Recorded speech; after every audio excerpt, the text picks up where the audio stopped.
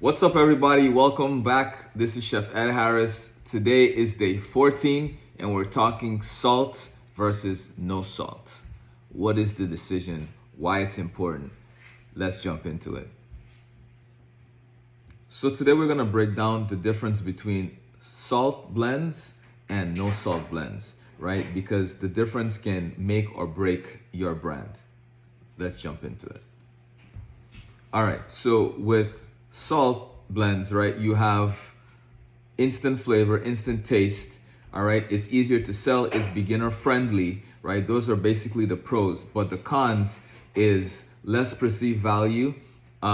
It adds a lot of weight to your blends, and it can be considered a cop-out, right? Because you're relying on a lot of salt versus flavor. With no salt blends, right, you are able to position yourself more as a premium brand. You appeal to the health conscious people a lot more. You are also able to give the customer more control over what they're using their seasonings for, because there's no salt involved, so they can really maximize that flavor control.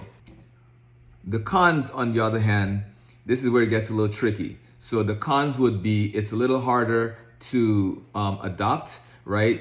It takes a little bit more of a learning curve, and also people,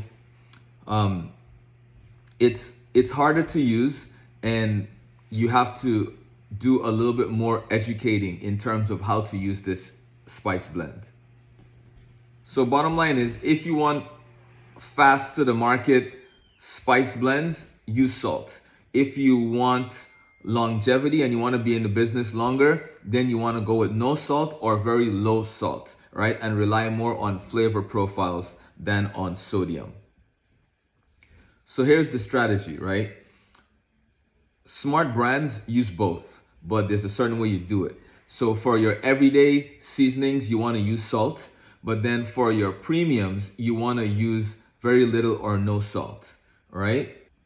But you want to pay attention to, right? Because if your seasonings only taste good because of the salt profile that you have in it, then you don't really have a seasoning product. You have a shortcut, right? Like you basically have like a flavored salt of sorts. So you want to make sure that you are backing up the salt with actual flavor, right? More salt makes your product easier to sell, but harder to stand out, right?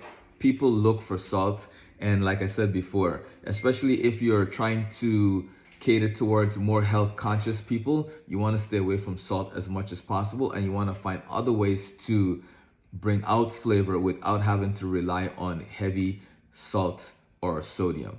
Cool? All right, people, so anyone looking for guidance in launching their own spice line or their brand, right?